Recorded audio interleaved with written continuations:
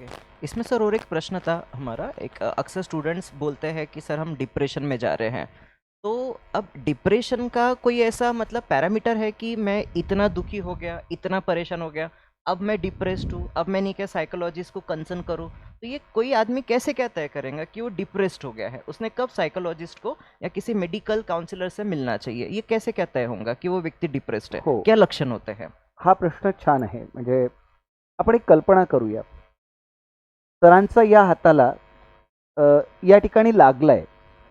हां, इथे जखम झाली काहीतरी. पण तुम्हाला ना हा सगळा हात फिरवता येतो. ही बोटं पण फिरवता येतात आणि वस्तू पण उचलता येते. मग या जखमेच्या उपचाराकरता तुम्ही डॉक्टरकडे जाणार का? नाही, नाही. आपण काय म्हटलंय, इथे जखम झाली, पण तुम्ही हात हलवू शकताय. हां, हात हलवू शकताय, बोटं हलवू शकता. म्हणजे फंक्शनिंग एबिलिटी वॉज इंटॅक्ट. तर मग त्या जखमेला उपचाराची गरज आहे का? हां. आणि इथे जखम झालेली आहे, दिसत नाहीये. बिल्कुल. पण तुम्हाला हे बोट सुद्धा उचलणं जड जातंय. मग आता ऑब्झर्व होते. Exactly. when my functioning abilities, the cognitive functioning ability, social ability hampered, that time I got an alarm की नाही, मला झोप नाही येत, ठीक आहे, पण मला झोप न आल्यामुळे आता मला उत्साह पण नाही येत आहे. आणि उत्साहाचं सोडा सोडा, विचार ठीक आहे, पण त्या विचारांवर माझं नियंत्रण पण नाही राहत आहे. जवळजवळ माझी इच्छा आहे त्यांनी राहावं प्रामाणिकपणे.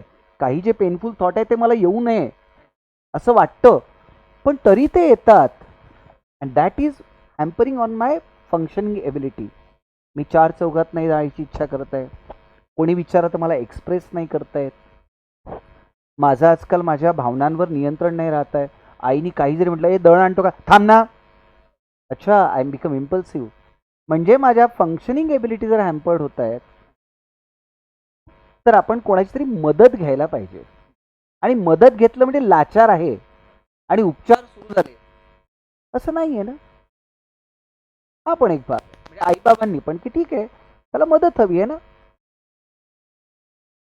अरे, केस काप वाढल्यानंतर आपण कटिंग करायला जातो ना, मग विचार वाढल्यानंतर शेपअप करायला जायला लाज कसली आहे? सोसाइटी का परसेप्शन चेंज करने की ज़रूरत है. चांगलं आहे हे सोसायटीचं. सॉरी आहे, मी प्रत्येक वेळेला क्रॉस नाही करताय, पण हे परसेप्शन छान आहे. म्हणजे तेवढा सोनाराकडे रोज जाऊन थोडी आपण सोनं घेतो ना, नाही तर चिल्लर होऊन जाऊ आपण तर. हां, तुम्ही नेहमी नका जाऊ, काही पर्स्पेक्टिव्ह चेंज पण स्वतःचा स्वतःबद्दलचा दुसऱ्याबद्दलचा परसेप्शन चेंज करणं सर वेगळा भाग आहे. पहिले स्वतःबद्दलचा. मी काय मॅड आहे का? मॅड नाही आहे, पण हाफ मॅडाचे लक्षणं दिसतात आहेत. हे एवढं साधं तर भान येतंय ना. हां, तुम्हाला काय वाटते, मला टेन्शन नाहीत का? येतं ना, टेन्शन येतं, पण तू टेन्शन व्यक्त कसा करतोय?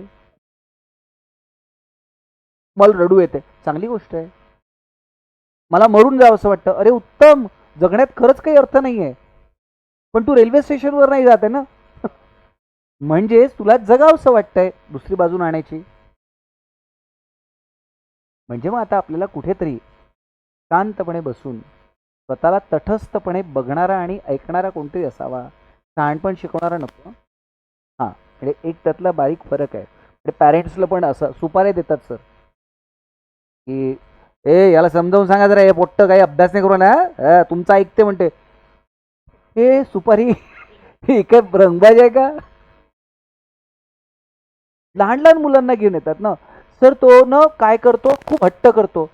बाई तू स्वतःकडे बघ, स्वतः चालती फिरती 25,000ची मॉडेल आहे, चप्पल 5,000ची, आणि तो फक्त 30च रुपये मागतोय तुला चॉकलेटचे. पण असं म्हणता येत नाही. ते त्यांच्या ठिकाणी बरोबर आहे, चूक नाही आहेत. फक्त होतंय काय की स्वतःकडे बघण्याचा परसेप्शन आणि हेल्प मागायला जातानाचा अविर्भाव